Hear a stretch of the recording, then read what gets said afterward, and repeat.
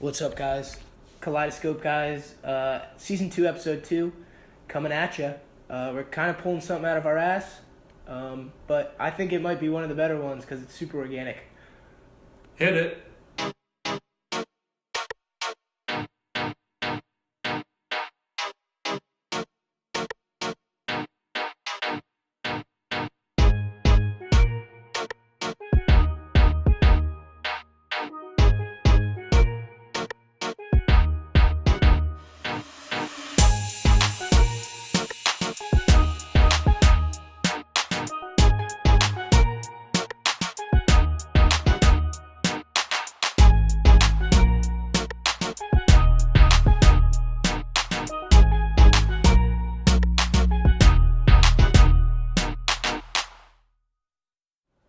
So today, we're just going to kind of play it by ear. I'm going to interview Liam.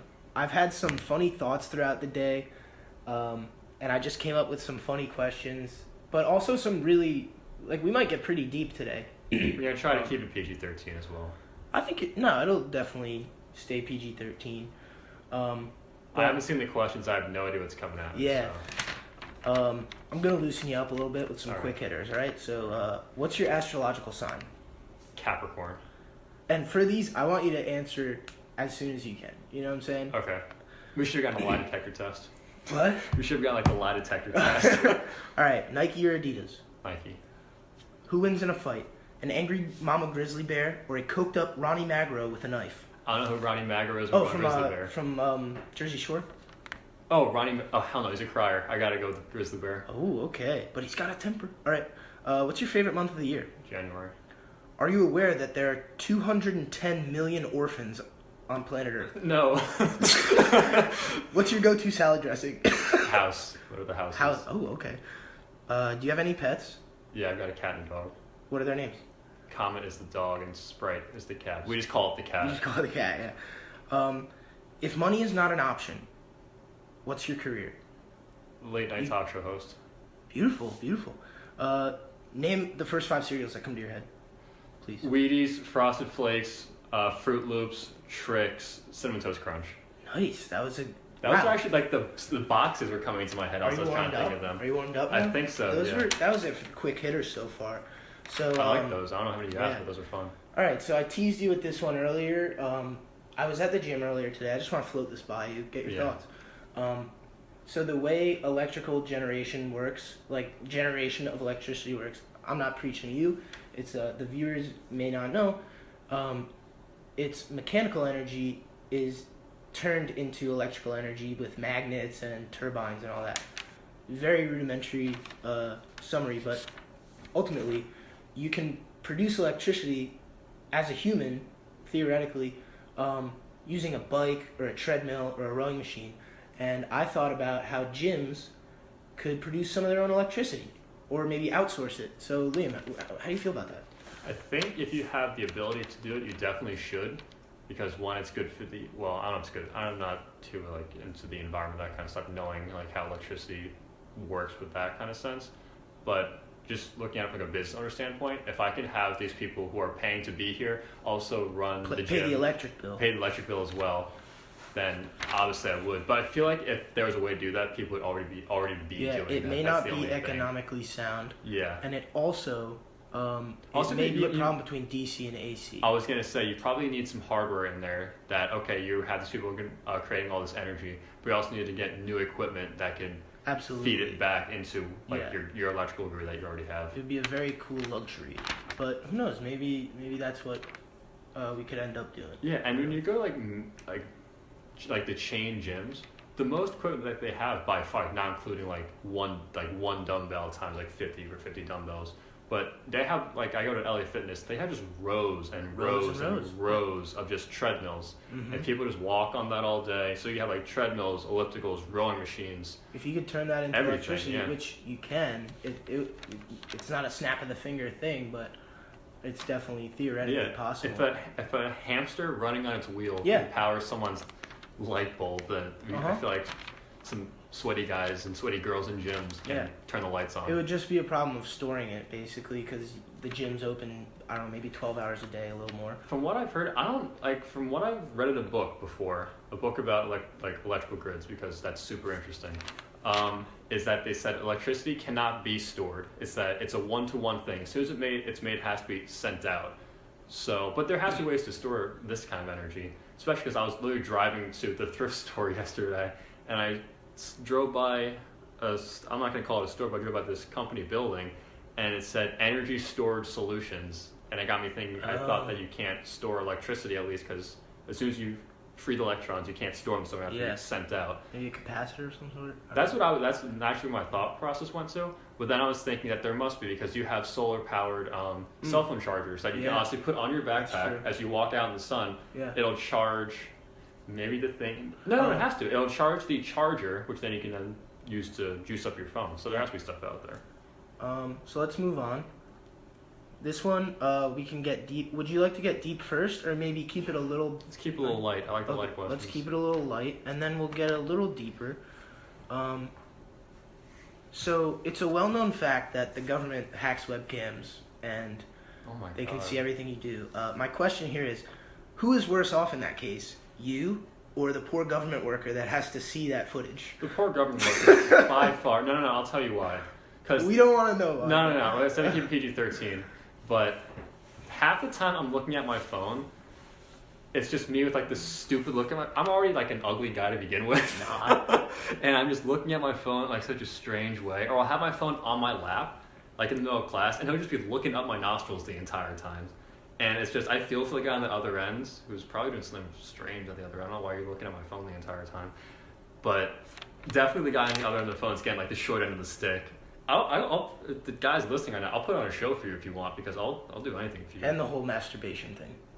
I didn't want to go there, but I'm more of a computer guy for that. Okay. Well, that's what I meant. That's computer why webcam. Well, I actually cover my webcam on my computer. Oh, genius. You ever seen an episode of Black Mirror? Yeah. Ooh. Actually, I'll talk about this real quick, because it was really weird, because it's not only your camera now, but it's also the microphone too. Because I was talking to my friends at the dining hall, and we're talking about bands, and he told me about this band he saw. It's a Grateful Dead cover band. It's called Dark Star something. Never heard the band before in my life. Didn't even something like that. I didn't even look up the band. Didn't even put into Google. Didn't type anything on my phone. Yep. And then about 10 minutes later, I'm scrolling through Instagram, and you have those sponsored ads. Yeah. And an ad comes up from the Dark Star band. I have not searched for anything Grateful Dead related on my phone. Freaky. In a long time. I had nothing to do with Dark Star. I haven't listened to the song Dark Star by... Now I'm going to get the ads because you keep saying Dark Star. Yeah, maybe. And now that just happened. It's really weird. I don't like it. Although I do like it sometimes, because it'll give me like an ad for something I was thinking about buying. But then I don't end up buying it anyway, so it's kind of stupid in the end. That. So lately there's been a lot of political unrest and division, whether it be the border wall, the Russia scandal, the Venezuelan revolution, or Burgergate with the Clemson football team. Can you tell us your perfect day in about 2 minutes or less? Perfect day, 2 minutes or less. Oh man. Okay. Can you count to 120? Yeah. Okay. Just walk us through your perfect day. I wake up at 10. I eat a quick breakfast. I go for a run. What's for breakfast? On your perfect day. On my perfect day? On your perfect day, yeah. What's for breakfast? I mean, on a perfect day, do I even wake up? Nice. I make myself some eggs, like really simple scrambled eggs. I'm a simple guy. I don't need to do much. I wake up, I go to the gym, I go for a run, I come back, I take a shower, I call my friends, they're actually able to do something. If it's your perfect day, is the run outside? Yeah, the run's definitely outside. Okay, it's a perfect day. I hate treadmill runs. My perfect day is really simple. Like so like I said, I wake up, I eat, I go to the gym, I work out, I go for a run, I take a shower, I come back, I call my friends, they answer immediately, and we start hanging out, doing either it could be talking like this on a couch, going to the park, going for a hike, anything like that, going skiing, let's say. I'm really just being really general right here. That's fair. Just hanging out with friends, man. Honestly, hang out with friends. That says a lot about, you're more about the company sometimes than maybe the activity. The company makes it. Maybe. The thing is that I say that's my perfect day. It's probably I'm not a therapist or anything. This probably says a lot about Yeah. me. My perfect day is hang out with my friends, but I really prefer to be alone otherwise. That's okay, man. Yeah, that's okay. So yeah, hang out with friends until basically, let's say, noon, 1 o'clock till about, for the entire day, till like midnight. Then I'll go to sleep. Okay. Yeah, that's it. Food is definitely thrown in there somewhere. Scattered in there. Okay, nice. And the strip club too. And the club. All right, so let's get a little deep here. I guess I only have one deep question here. Oh, maybe a second one. I have 1.5. All right, so you're familiar with Lou Gehrig, correct? Of course, I'm a big baseball guy. Big baseball guy. For our viewers, what is he perhaps best well known for? His disease. His disease, ALS. So he was, I'm not sure how old he was. Either that or Marilyn Monroe, one of those. I'm not sure how old he was, but he was young. He was pretty young. He was kind of in the peak of his career. Yeah. Maybe a little after, but he was still a very productive baseball player, and he got diagnosed with a disease called ALS, now often referred to as Lou Gehrig's disease. And this disease basically shuts down your body, so you can't walk, you slowly lose all your functions, you can't talk. You basically have to live in a wheelchair and talk through a computer. Basically. It's a debilitating disease. It takes the life out of you, basically. So you have this young baseball player on top of the world. He's a Hall of Famer. One of the best players ever. One of the best players ever. This is back in 1930s, probably. And he hit right behind Babe Ruth for the Yankees. He was number 5, yes. And now, at his farewell speech, he was... This is when his body was breaking down, so he was still standing, he could walk and talk, but he knew he had this, and he knew it was coming. Ruth was 3, had before. This man was staring death in the face, okay? And he's standing at home plate of Yankee Stadium. And his famous words, he goes, "Today, I consider myself the luckiest man on the face of the earth." What are your thoughts on that? A man staring death down and saying that to a stadium of people. It's pretty melodramatic, I'm not going to lie. Wow. No, I'm kidding. To give a speech like that to your home crowd fans who have seen you play incredible baseball for your entire career, and to go out like that, that's like the perfect way to go out. And because it's a speech where he says those words were now like one of the most famous, probably the most famous sports speech of all time. It's really, really incredible what he did, and to basically, what you said, stare death in the face, and to go out in that way, and to kind of use the platform he had to kind of express how he was feeling about that. Right before, I don't know if it's before or after the game, I'm assuming it's before the game, and just to know, like, to let the fans know that here you have this polarizing athlete, but still he's just got like hit with this wave of just terrible, terrible luck, but he's not going to basically, he's going to go down fighting, basically say that he loved the life he has. Exactly. He's lived. He realized what's going to happen to him, but Just it does happen. There's nothing you can really do about it. But he's really grateful for the opportunity he had to be the person that he was, which is insane. His bad luck per se didn't negate the life he had. Oh no, definitely not. Beautiful. All right, now can you tell us a little about your top 5 favorite albums? Oh man, that's what a roller coaster. Well, we are really switching paths right here. Oh yeah. My top 5 favorite albums of all time? Oh geez, let me think real quick. Well, I got Born to Run right there staring at me right in the face by Bruce Springsteen. By Bruce Springsteen, released in 1975 by Columbia Records. Nice. That's definitely top 5. Let's be in no order. That's definitely top 5. That,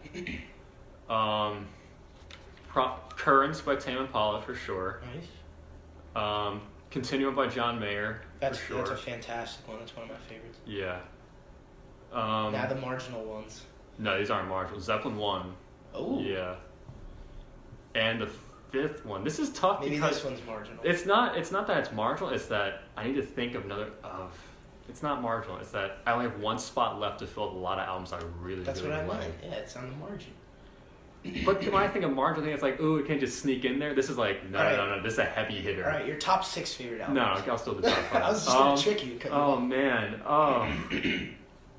Maybe I'll give it to... I'll probably go Dark Familiar Town by Bruce Springsteen. It's got 2 Springsteen albums in there. Okay, nice. Yeah. Have you still checked out or not checked out his No, I tried to watch the Broadway show twice on Netflix, and both times my mother, sister, and father have been on, so I couldn't watch it. Sometime. We should do that sometime. I'm probably gonna watch it just in a darkened room with my headphones on, so with no disturbances whatsoever. If someone even opens the door, I'm gonna go and shut it, so I can sit and watch it by myself. Yeah. All right, now to round it out, you're a very hardworking guy, very driven, and It's the Asian side. You're in engineering school, which is it takes a toll. Yeah. How have creative outlets such as you're playing the guitar and doing this podcast, how's that helped you kind of deal with all that? I actually wanted to get to this topic for a while. Really? Mainly because of what happened to me last semester. And it's not anything bad happened to me last semester. But I will say this. Last semester... Actually, I'll start over. So, yeah. These outlets are super, super important to basically anyone who does anything that requires a lot of work or a lot of demand from them, because you can't just work 24/7. You would just burn out. So you definitely need something to really take the edge off of things.